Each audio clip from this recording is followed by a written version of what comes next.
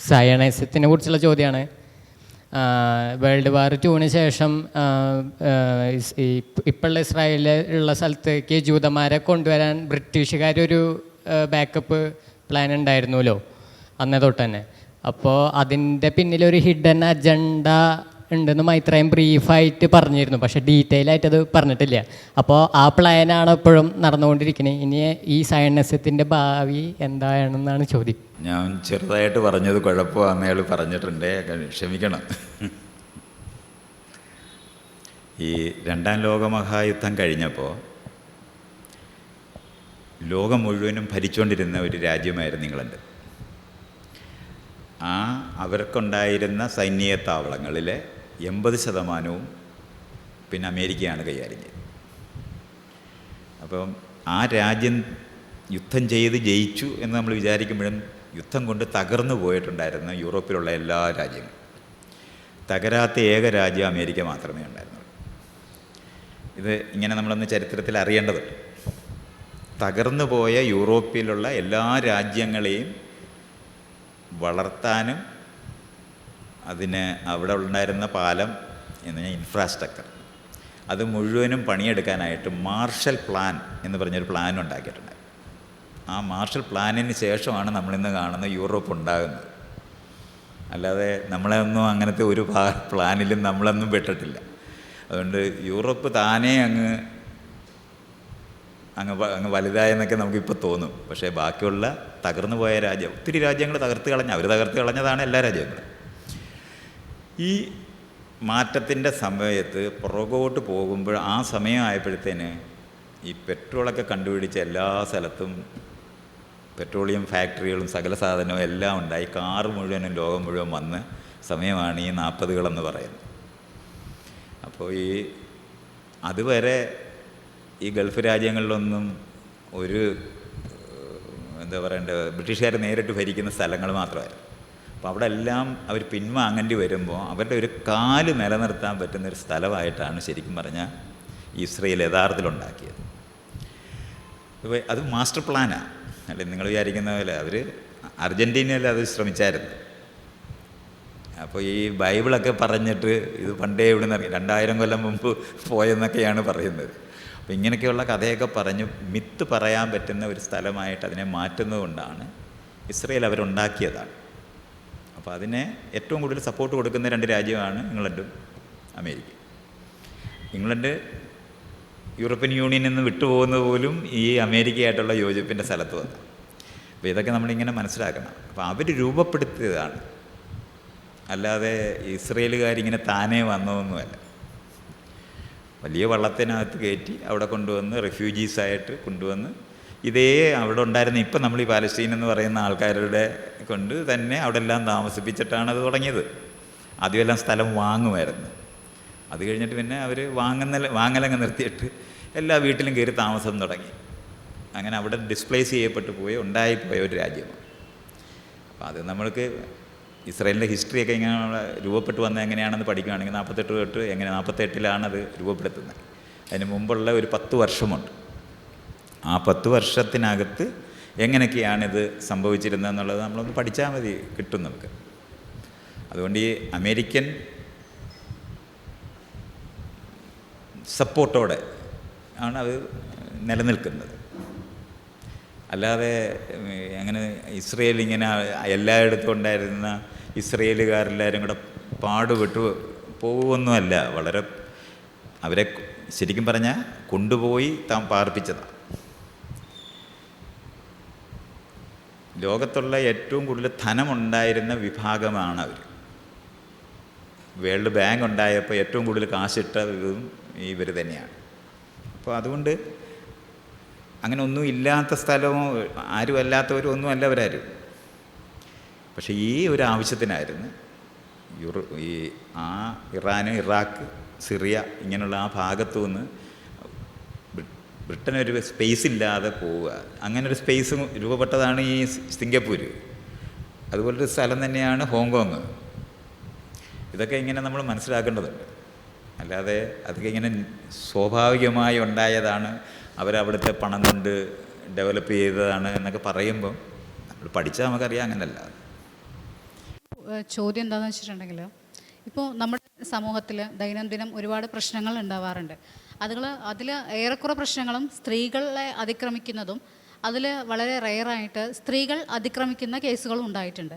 അപ്പോൾ ഈ സ്ത്രീകൾ വളരെ എന്താ പറയുക, അപൂർവമായി സ്ത്രീകൾ ഒരു പുരുഷനെതിരെ ഒരു ആക്രമിക്കുകയോ അല്ലെങ്കിൽ അവർക്കെതിരെ എന്തെങ്കിലും അപവാദം പറയുക, അങ്ങനെയുള്ളൊരു കേസ് വരുന്ന സമയത്ത് എവിടെ ഫെമിനിസ്റ്റുകൾ, എവിടെ ഇവരെ അനുകൂലിക്കുന്ന ഫെമിനിസ്റ്റുകൾ എവിടെ?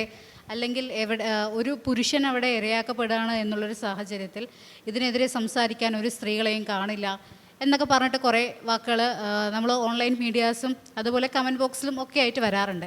അപ്പോൾ ഈ ചോദ്യം എന്താ വെച്ചാൽ, ഒരു പ്രശ്നം നടക്കുന്ന സമയത്ത് ഇപ്പോൾ എനിക്ക് വളരെ വേണ്ടപ്പെട്ട ഒരാൾക്ക് എന്തെങ്കിലും പറ്റിയാൽ എനിക്ക് അവരിൽ ഒരു സ്വാതന്ത്ര്യമുണ്ടെങ്കിൽ മാത്രമേ എനിക്ക് അവരുടെ കാര്യത്തിൽ ഇടപെടാൻ പറ്റുള്ളൂ, അല്ലെങ്കിൽ അവരനുഭവിക്കുന്ന കാര്യത്തെക്കുറിച്ച് എനിക്കൊരു എതിരഭിപ്രായമോ അല്ലെങ്കിൽ അവർക്കെതിരെ അവർക്ക് അനുകൂലമായി സംസാരിക്കാനേ കഴിയുള്ളൂ എന്നാണ് ഞാൻ മനസ്സിലാക്കിയിരിക്കുന്നത്. അപ്പോൾ എവിടെയോ നടക്കുന്ന ഏതോ ഒരു കാര്യത്തിൽ എങ്ങനെയാണ് ഇവിടെ നമ്മുടെ നാട്ടിൽ സ്ത്രീകളും ഫെമിനിസ്റ്റുകളും അല്ലെങ്കിൽ ഈ പറയുന്ന വനിതാ കമ്മീഷൻ ഇങ്ങനെയുള്ള കുറേ ഇതില്ലേ, ഇവർക്കൊക്കെ ലിമിറ്റേഷൻസ് ഉണ്ടോ ആക്ച്വലി ഇങ്ങനെയുള്ള കാര്യത്തിൽ ഇൻറ്ററപ്റ്റ് ചെയ്ത് അതിന് വേണ്ടിയിട്ട് സംസാരിക്കാനുള്ള ലിമിറ്റേഷൻസ്, അതിനുള്ളൊരു റൈറ്റ്സ് ഉണ്ടോ? എൻ്റെ കുറേ കാലത്തെ ഒരു ഡൗട്ടാണ്. നമ്മൾ മനസ്സിലാക്കാനുള്ളത്, അത് ഇവർ ന്യൂസുകാർ പറയുന്നുണ്ട്, പട്ടി മനുഷ്യനെ കടിച്ചാൽ അത് ന്യൂസല്ല, ഒരു മനുഷ്യൻ പട്ടിയെ കടിച്ചാൽ ന്യൂസാണ്. ഇതുപോലെ ഒന്ന് അറിയണത്. അപ്പോൾ ഈ സ്ത്രീകൾ തുല്യരായി മാറാനായിട്ട്, ജനാധിപത്യപരമായി പെരുമാറാനായിട്ട് തുടങ്ങുമ്പോൾ മേല് കീഴ് പുരുഷ കേന്ദ്രീകൃതമായിട്ടുണ്ടായിരുന്ന ഒരു സമൂഹത്തിനകത്ത് അത് എല്ലാ പുരുഷന്മാർക്കും ആനുകൂല്യമുള്ളവരാണ്.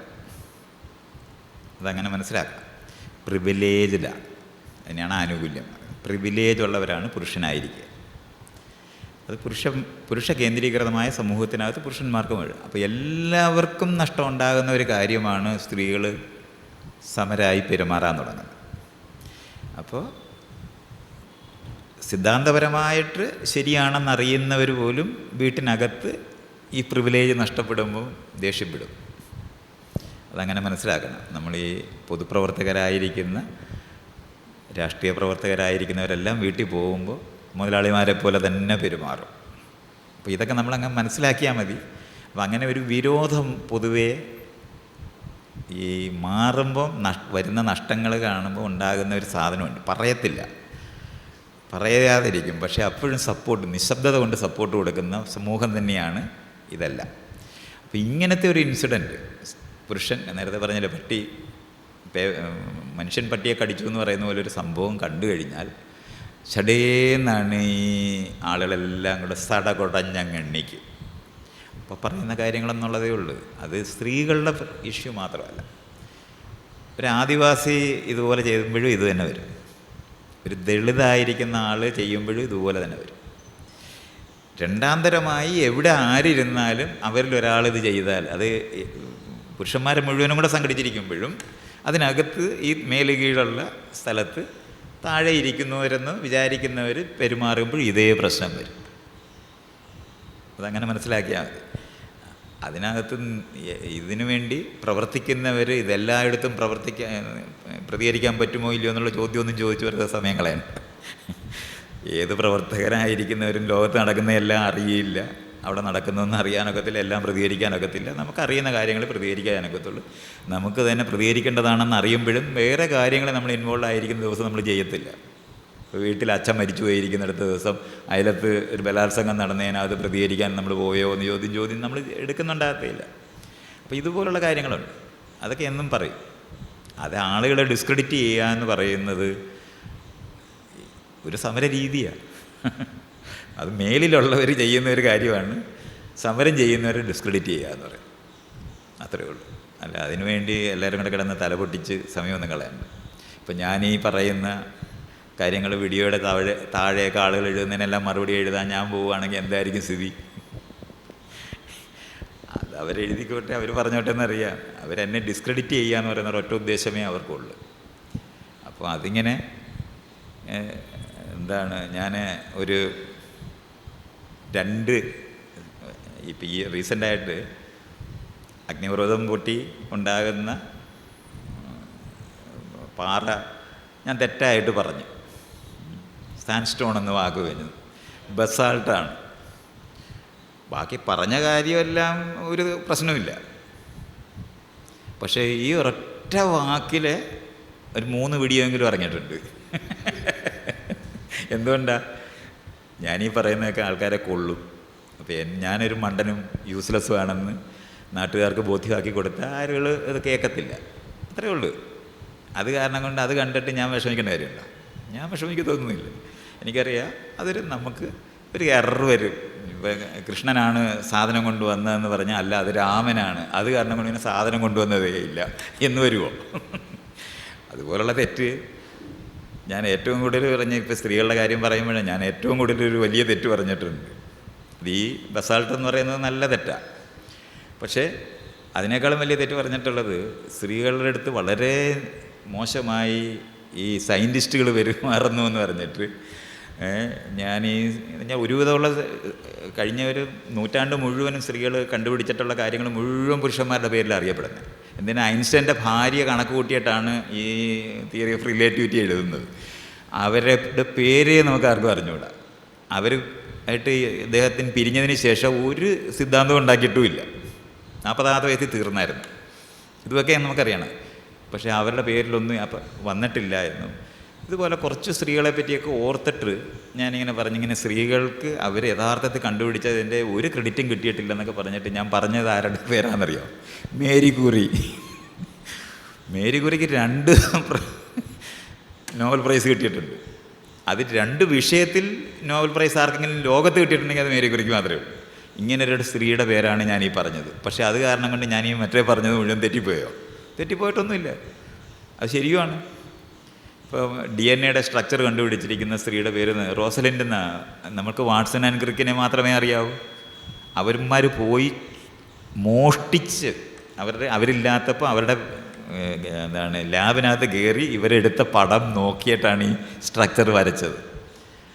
അങ്ങനെ ശരിക്കും പറഞ്ഞാൽ ചോരന്മാരാണ്, കള്ളന്മാരാണ് വാട്സൺ ആൻഡ് ക്രിക്ക് എന്ന് പറയുന്ന പാർട്ടികൾ. പക്ഷേ അവരുടെ പേര് പോലും ഇല്ല. അതുപോലെ മേരി മക്കൻഡോഷ് എന്ന് പറഞ്ഞിട്ട് ഈ ബോട്ടണിയിലെ ആണ്. ഇവർക്കൊക്കെ നോബൽ പ്രൈസ് കൊടുക്കേണ്ട എത്രയോ പേരുണ്ടെന്നറിയാം. അവരൊന്നും ഒരു ക്രെഡിറ്റും ഇല്ല. ഇതെല്ലാം ഞാൻ പറയാം. അപ്പോൾ ഈ പറയുന്നത് ശരിയാണ്. പക്ഷെ പറഞ്ഞിട്ട് ഞാൻ ഉദാഹരണത്തിന് പറഞ്ഞത് മേരി ക്യൂറിയാണ്.